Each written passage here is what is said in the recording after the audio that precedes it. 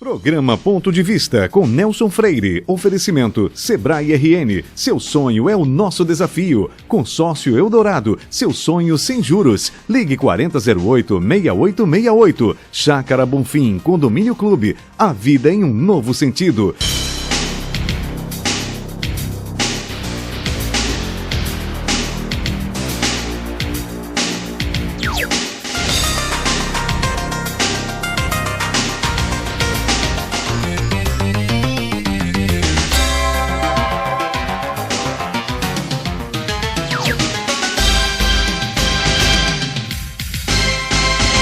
Há pessoas que passam anos se preparando para o exercício de uma profissão numa área específica qualquer, mas que repentinamente mudam para se fixarem de forma permanente na atividade política. Isso ocorre ou pelo chamamento compulsório de uma circunstância ou pela descoberta, mesmo tardia, de uma nova vocação. Hoje eu converso com um engenheiro que recebeu, no passado, o chamamento histórico e irreversível para desempenhar uma função pública no Rio Grande do Norte. E isso no momento de radical mudança na política brasileira. Aí ele percebeu, naquela oportunidade, ser também vocacionado para o exercício da nova atividade, tornando-se um dos maiores líderes políticos do nosso Estado. O ponto de vista de hoje recebe com muita honra o engenheiro, ex-prefeito de Natal, ex-governador do Estado e atual senador da República, José Agripino, presidente nacional do Partido Democratas. Senador José Agripino, uma alegria muito grande recebê-lo no nosso programa Ponto de Vista. Eu tenho certeza que o nosso telespectador vai estar atento e vai gostar imensamente de assistir a nossa conversa hoje. É um prazer, Nelson. Você que foi vereador, deputado estadual e que é meu amigo há tantos anos, agora vem me entrevistar, o que eu faço com muito prazer. Nesse dia em que você reserva um espaço da sua atividade para a gente conversar sobre o nosso passado e o que está por vir. Sem dúvida. E começando nesse passado, eu queria saber como é que foi, qual foi a sua sensação ao receber o chamamento do então governador Tarcísio Maia para ser prefeito e em seguida, poucos anos depois, se tornar o primeiro governador do Estado depois do regime militar. Não foi Tarcísio Maia não se meteu em nada na minha vinda para a política, foi Lavoisier Maia. Lavoisier Maia, que estava indicado o governador, me chamou para ser prefeito de Natal. Naquela época eu estava comprometido com uma empresa privada, não podia atender o convite, tentei alternativas, não consegui e há 15 dias da posse de Lavoisier eu tive que aceitar o convite para ser prefeito de Natal. Aceitei, vim ser prefeito, fui eleito pela via indireta pela Assembleia Legislativa, fiz o meu trabalho como prefeito, aprendi a ser político no exercício da prefeitura, no dia a dia da prefeitura. Acho que fiz a administração que agradou a cidade, tanto é que da minha administração como prefeito resultou uma candidatura ao governo do Estado contra um líder político incontestável, que foi Aloysio Alves, que tinha sido governador e que disputou comigo a eleição em 82 que eu ganhei. E daí, pelo voto direto, eu fui eleito governador. Eu pretendia voltar para a empresa onde eu trabalhava, que eu presidia fora do estado do Rio Grande do Norte, depois dos 4 anos da prefeitura, mas as contingências e as pesquisas na época mostravam que, se não fosse eu o candidato a governador, o nosso partido podia perder ou perderia a eleição. Então, por essa razão é que eu continuei na política, por uma contingência. A administração me fez candidato, eu inovei muita coisa, há coisas, Nelson, que as pessoas não se lembram mais, falam tanto hoje sobre orçamento participativo. Quem inventou isso fui eu em 79, 80 aqui em Natal, nas reuniões de bairro que eu fazia toda sexta-feira, ouvindo o povo e o povo me pedindo o que ele queria em cada pedacinho de bairro onde ele morava. O telefone público, a extensão da rede d'água, o chafariz, um calçamentozinho na ponta da rua, um posto policial, um postinho de saúde, a pequena coisa que eu fazia com o orçamento próprio da prefeitura. O primeiro metrô de superfície, feito em capital de porte médio do Brasil, foi feito comigo, prefeito, o trem do Grude, ligando Natal a Ceará Mirim, cortando toda a Zona Norte, programas de alimentação barata, o Galeto, os mais velhos se lembram do Galeto e do Peixe, o programa do Frigo Norte que eu tinha. Para não falar da drenagem da Ribeira. A Ribeira era um bairro que não dava a cada chuva grande. Acabamos com isso. E É porque as pessoas não se lembram. Lagoa Nova era um areal. Nós fizemos o projeto Cura e aquelas avenidas todas, Lime Silva, Mitas Barros, Romualdo Galvão, tudo que é de norte e sul, que emendava os pedaços da cidade, foi feito na minha época de prefeito. A Bernardo Vieira asfaltada, enfim, um mundo de coisas. Natal era um canteiro de obras naquela época. Naquela época era e resultou disso. Daí uma candidatura ao governo. Eu terminei candidato a governador e ganhei a eleição por conta de uma administração exitosa à frente da comunidade de Natal. E depois disso não parei mais, porque quando você envereda pela política, exerce um governo, você cria raízes e cria muitos amigos que não lhe deixam mais e que não lhe deixam mais sair da atividade política. Daí eu estou já há mais de 30 anos na vida pública. Governador por 2 vezes, a segunda vez também reflexo do primeiro bom governo feito, e em seguida senador da República, já por 3, salvo engano, são 3. 4 vezes. 4 vezes mandatos. senador.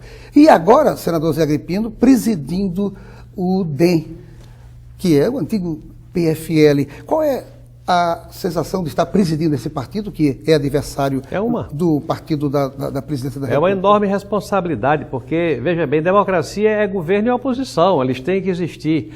Porque se você não tiver oposição, você tem um mensalão com impunidade, porque não tem quem cobre. Os erros acontecem. Quanto mais longevo, quanto mais longo o governo, mais os vícios se acumulam. E os vícios se acumulando, a perspectiva do cometimento do delito cresce. Então é preciso o contraponto. O Democratas, que é um partido que eu presido e que sucedeu, mudou de nome do PFL, é um partido que exerce a oposição com muita altivez. Foi objeto de um ataque do Kassab, que em nome do Palácio do Planalto tentou destruir o partido, e eu fui ser presidente do partido para salvar um partido na linha de oposição, para estabelecer o contraponto. Não é que eu queira destruir o governo, eu quero criticar, quero ter o direito democrático que a sociedade precisa de denunciar, de criticar, de sugerir e de aperfeiçoar. Porque dessa forma é que a sociedade ganha. Se você tiver um lado só, tiver só o governo governando, o governo pode acertar e errar. E quando erra, não conserta, porque não tem quem denuncie, quem critique e quem aponte caminhos e quem exija a solução dos problemas. Então, exercer a presidência de um partido de oposição é uma coisa muito complicada, porque é atenção o tempo todo, é um dia a dia complicado, é a legítima defesa, porque você está lutando contra uma estrutura poderosa. Tentaram destruir a oposição na última eleição. Heráclito Foz foi derrotado, Marco Maciel foi derrotado, Tasso Gereissati foi derrotado, Arthur Vigílio foi derrotado. As lideranças de oposição da legislatura passada foram quase todas elas derrotadas. Quem escapou ainda fui eu. Eu fui um moicano que escapou da pressão do governo. Então, a nossa presença e o nosso partido tem uma posição na democracia brasileira que é importante e as pessoas percebem. Tanto é que andando pelas ruas do Brasil, e hoje eu ando do Acre ao Rio Grande do Sul, de Goiás ao Rio Grande do Norte, eu ando por toda parte e as pessoas me respeitam. Pode até ser que eu cruze com muita gente que não goste de mim, que faça críticas ou restrições à minha atividade, que sejam do lado governista. É claro, todo mundo tem o direito de ter um lado, mas não me desrespeitam, não me criticam, não me agridem. Respeitam porque eu procuro fazer a oposição com nível. Crítica altiva, sim, muitas vezes até ácida, mas em nível e com substância, com argumento, porque eu não quero destruir nem o governo nem o país, eu quero contribuir para que o país seja bem administrado. Essa é a tarefa de um presidente de partido de oposição. Com certeza, inclusive essa é a essência da democracia, você tem que ter vários lados para poder haver um equilíbrio. Mas, senador, no início você falou da questão do mensalão. Então a pergunta é a seguinte: qual a sua opinião sobre as atitudes do presidente Joaquim Barbosa do STF e qual sua opinião sobre o desfecho do mensalão? O Brasil vai ter, na consciência dos brasileiros, 2 momentos, um até o mensalão e o outro do mensalão para frente, porque o mensalão mostrou que poderoso nesse país vai para a cadeia. Essa foi a grande lição. Nesse país, poderoso também vai para a cadeia. Não vai para a cadeia só ladrão de galinha. Poderoso também vai para a cadeia. E quando vai para a cadeia, não adianta estribuchar, não adianta querer arranjar emprego fajuto de 20 mil reais de hotel que ninguém sabe de quem é, porque como a democracia brasileira está aberta, os meios de comunicação existem e eles criticam, denunciam, descobrem-se as coisas e as consequências vêm. É o caso do emprego Zé Disseu, dos 20 mil reais num hotel cujo dono ninguém sabe quem é, suspeita-se até que ele esteja por trás da operação. Mas o que é fato é o seguinte, o ministro Joaquim Barbosa, que na essência acertou, no atacado acertou, ele pode cometer alguns equívocos de procedimento e ele é criticado pelos pares dele, pelos colegas dele do Supremo, pelo modus faciente, pela forma de fazer, mas no objetivo ele deu ao brasileiro a sensação de que a impunidade neste país teve um termo. A impunidade acabou. E o exemplo que o Supremo deu chega a todas as cortes de segunda instância, de primeira instância, numa mudança radical do pensamento da justiça e do pensamento da sociedade perante a justiça. Então, eu acho que o ministro Joaquim Barbosa, que é aplaudido por onde anda, ele merece o aplauso. Ele comete alguns excessos, eventualmente, comete. Agora, ele acerta mais do que erra, muito mais acerta do que erra. É uma grande expectativa positiva para o povo brasileiro. Mas não saia daí, nós voltamos em instantes para o nosso segundo bloco.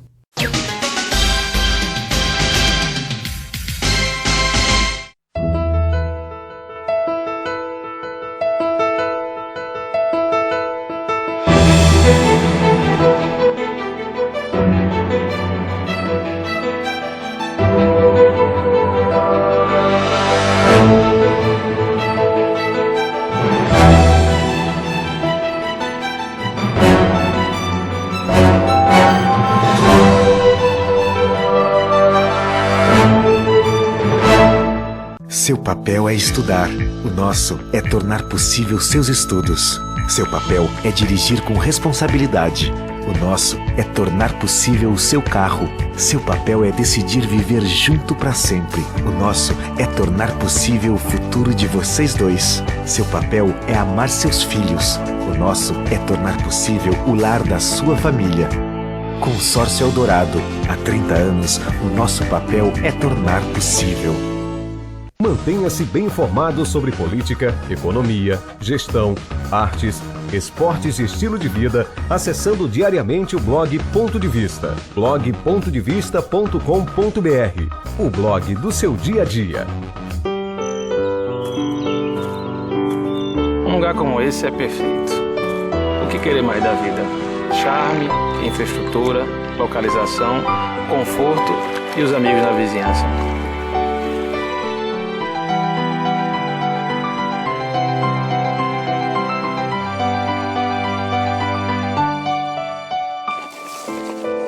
Chácara Bonfim, a vida em um novo sentido.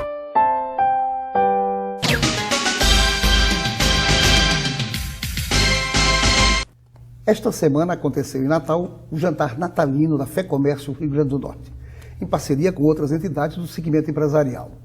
Já em Mossoró, foi entregue o mérito Gessé Freire a vários empresários que se destacaram no comércio, nos serviços e no turismo daquela cidade. Voltamos à nossa entrevista com o senador José Agripino, presidente do DEM. Senador José Agripino, na sua avaliação, é realmente necessário haver uma reforma política no Brasil? Eu acho que sim. Primeiro de tudo, é preciso dar nitidez aos partidos políticos. Você tem hoje mais de 30 partidos políticos. Isso é uma loucura. Qual é a formulação programática de partido A, B, C, D? As pessoas não sabem quem é que está eventualmente num partido, se bem que hoje virou moda mudar de partido. Que criaram essa história, que criou partido novo, você pode mudar impunemente. Então você se elege por um partido, tem votos de um partido, usa o tempo de rádio e televisão e o fundo partidário do partido e depois você muda de partido e não dá nem as horas ao partido.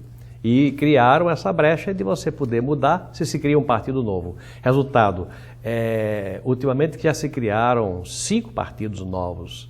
Qual é a formulação programática deles? Ninguém sabe. Pelo contrário, o PSD, por exemplo, que Kassab criou, Ele próprio disse que o partido não era nem de centro, nem de direita, nem de esquerda. Outro partido que se criou disse para as pessoas que quiserem vir. Isso não dá certo, isso. O partido tem que ter fisionomia ideológica, tem que representar linhas de pensamento do povo brasileiro, porque senão você não vai amadurecer. Você não vai ser uma Alemanha, uma França, um Portugal, não vai ser um Chile, não vai ser um Peru, não vai ser uma Colômbia, que são países da América do Sul que estão amadurecendo. A reforma política vai fazer com que, precisará fazer com que os partidos políticos sejam mais fortes do que os políticos. Ou seja, político pertence ao partido político e não o partido político pertence a uma pessoa. Tem que inverter esse processo. Então, a pedra de toque é você fazer eleições, a coligação proporcional é permitida ou não. Se você não permite, você vai ter candidatos de um partido só, a vereador, deputado estadual, deputado federal, e vai eleger aqueles de acordo com os votos que aquele partido teve, não somando votos de partidos que muitas vezes não têm nenhuma identidade programática nem ideológica, mas onde um deputado estadual se elege com 500 votos ou 1.000 votos, em detrimento de um que teve 30 mil votos, mas não teve voto de eleger o suficiente e não se elegeu. Então, a reforma política tem que existir para fortalecer os partidos políticos, a começar pela cláusula de barreira. Cláusula de barreira é o passaporte para que um partido seja nacional, que ele tenha direito à representação de liderança na Câmara e no Senado, ele possa ter fundo partidário e tempo de rádio e televisão expressivo. Para isso, ele precisa preencher algumas exigências, ele tem que ter representação. A minha ideia é que ele tenha representação em pelo menos 7 estados do Brasil, com um deputado federal eleito por eles, e tem que ter um certo número de votos do Brasil, 5%, 3%, mas tem que ter um percentual dos votos do Brasil para deputado federal e tem que ter representação em pelo menos 7 ou 5 estados. E aí, a cláusula de barreira preenchida, você vai dar ao partido a condição de ter tempo de rádio e televisão. Do contrário, você vai criar partidos que vão pegar oportunistas que vão se mudar, que vão dar tempo de rádio e televisão artificialmente e vão dar a partidos que não têm fisionomia ideológica nenhuma o direito de falar para promover pessoas e não ideias. Então, a reforma política tem que existir para fundamentalmente dar tempo, dar músculo a partido político para que ele represente ideias e a partir daí o eleitor se interesse por votar no candidato, sim, mas principalmente no que pense o candidato e no que pense o partido do candidato. Senador, qual foi o seu sentimento com o movimento que aconteceu em todo o país nos meses de junho e julho, que parece-me foi algo extremamente marcante? Qual foi o seu sentimento sobre aquela movimentação? Ô Nelson, reação ao privilégio. Foi uma reação ao privilégio. A sociedade, isso ficou muito claro. Aquela história, eu quero posto de saúde padrão FIFA. É o privilégio que o governo do Brasil hoje dá a certas coisas em detrimento das coisas mais importantes para o povo. É muito mais importante para o atual governo dizer que o Brasil é autossuficiente em petróleo, com pré-sal, que não está aí mostrada. A conta petróleo desse ano está negativa em 20 bilhões de dólares. Estamos importando muito mais petróleo do que exportando. Mas, no entanto, o ex-presidente Lula tem aquela fotografia célebre com a mão suja de óleo nas costas de um macacão cor de laranja numa plataforma de petróleo. Então, os privilégios que a sociedade dedica, ou que o governo dedica a certas coisas, em detrimento daquilo que realmente interessa ao povo do Brasil. No que diz respeito à saúde, eu vou dar um dado a você. Há 10 anos atrás, o governo federal destinava 60% dos recursos que iam para a saúde pública do Brasil. Os estados e municípios, 40%. Decorridos 10 anos, a União caiu de 60% para 45% e estados e municípios quebrados subiram de 40% para 55%. Ou seja, os estados passaram a gastar mais com saúde do que o governo federal. E o governo federal é que é o dono da maior parte dos recursos. Por quê? Porque privilegia outras coisas. Privilegia, por exemplo, a construção de estádios ou a realização de Olimpíada, a megalomania de uma nação que caminha para ser uma nação poderosa, mas que tem que dar ainda muitos passos. A sociedade indignou-se com isso. Não tem transporte público de qualidade, os metrôs andam a passo de cágado. Não tem rua para os carros transitarem, mas o governo libera o imposto de automóvel para garantir o emprego em São Bernardo do Campo. As ruas se entopem de automóvel e não tem rua, nem viaduto, nem túnel para as pessoas que têm que comprar um o carrinho pequeno, o carrinho popular, transitarem. Não tem metrô, não tem transporte público de qualidade, não tem hospital, não tem posto de saúde, mas tem, para fazer o sonho megalômano das Olimpíadas da Copa do Mundo, tem estádios formidáveis. É muito bom que se tenha estádio formidável, mas o que o povo quer não é isso. O que o povo quer é transporte público, padrão do político, da ética, respeitável, civilizado.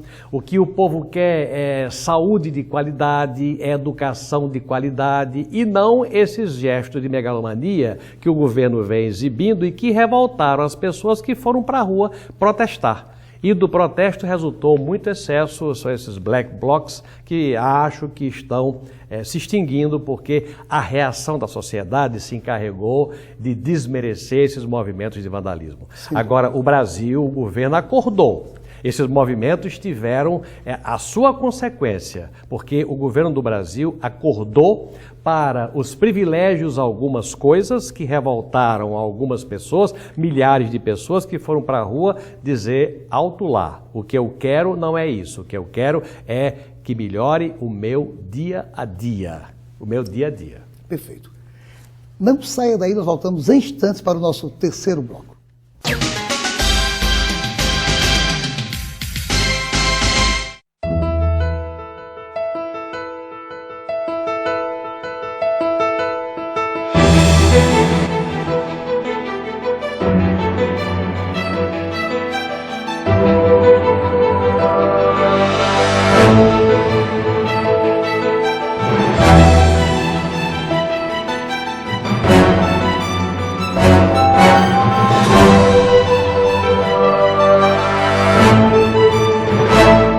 Seu papel é estudar, o nosso é tornar possível seus estudos.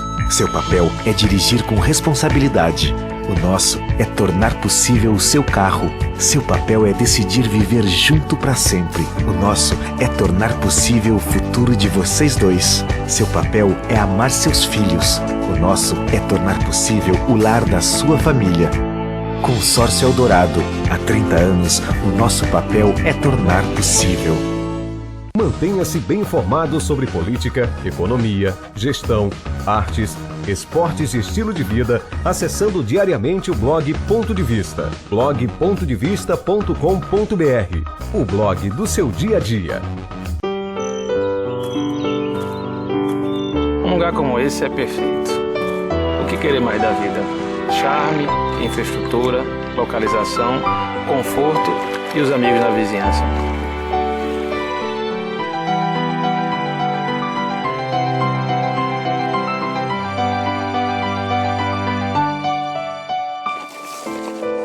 Chácara Bonfim, a vida em um novo sentido.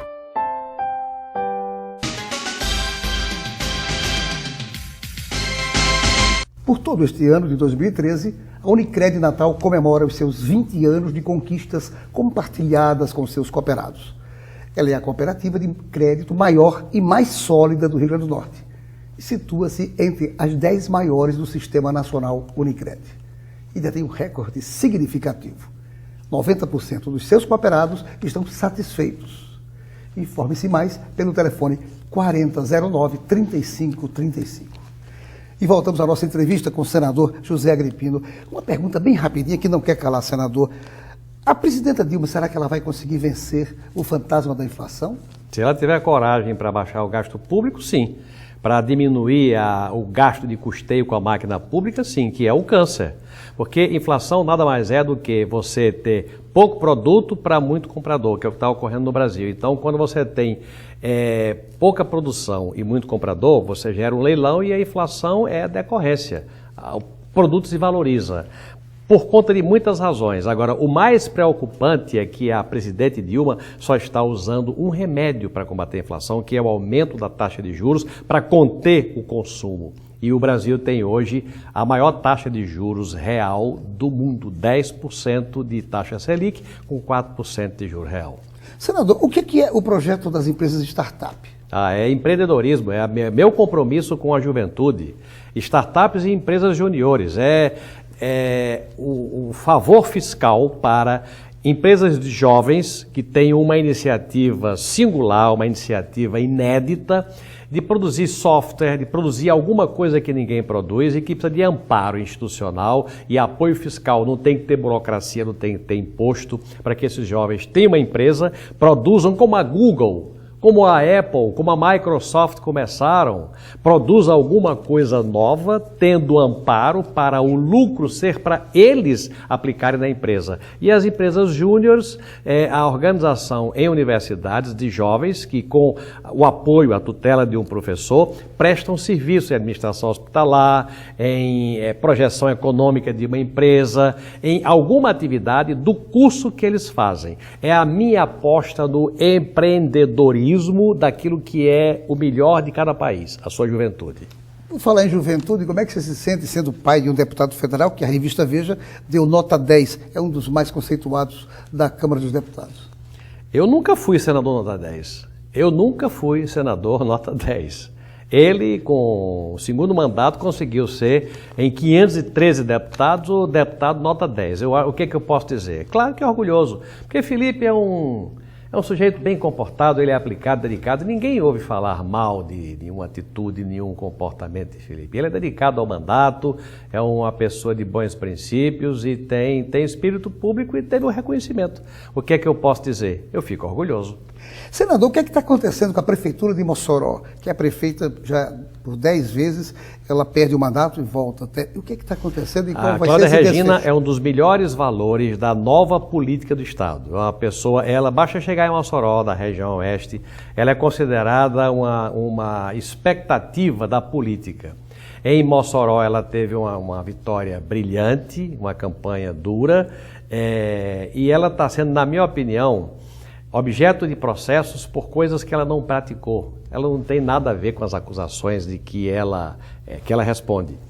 Essas cassações, na minha opinião, não quero aqui discutir justiça. A justiça tem as suas razões, mas são cassações por razões que não tem nada que ver com a essência de Cláudia Regina como política e como prefeita, que, na minha opinião, e o meu partido vai fazer tudo para que ela se preserve como valor político na vida pública do Rio Grande do Norte. A governadora Rosalba é também do DEM, e a pergunta que eu lhe faço, senador, é a seguinte: qual é a perspectiva do partido para 2014, da questão sucessória? O partido vai se reunir, o partido é a governadora, é o senador, é um deputado federal, são deputados estaduais, são muitos prefeitos. O partido é quem vai decidir, não sou eu quem vou decidir. O partido, no plano nacional e no plano estadual, vai num dado momento se reunir para decidir sobre o que fazer em 2014. Vai decidir, ouvidas as suas forças, os 3 deputados estaduais e mais os que forem candidatos, o deputado federal e mais quem for candidato, as forças políticas, a governadora, o senador, vão sentar na mesa e ver qual é o melhor caminho a seguir em 2014, ouvindo democraticamente aqueles que fazem o partido. Senador, eu teria realmente muitas outras perguntas a fazer. Infelizmente, o diretor, como sempre acontece, está me mostrando que o tempo nosso se exauriu. Mas eu queria, ao encerrar, dar-lhe um presente, essa cestinha com castanhas de caju, produtos regionais maravilhosos, doces aqui de frutas daqui de Natal, daqui do estado, do meu amigo João das Castanhas, na Casa do Nordeste. Adoro, faço adoro questão castanha. que você receba. Obrigado, obrigadíssimo. Obrigadíssimo. Você vai gostar. E aproveitar para, com a cestinha de castanhas, desejar a todos que nos veem e nos ouvem um Natal muito feliz e um Ano Novo de paz em 2014. Muito obrigado, senador.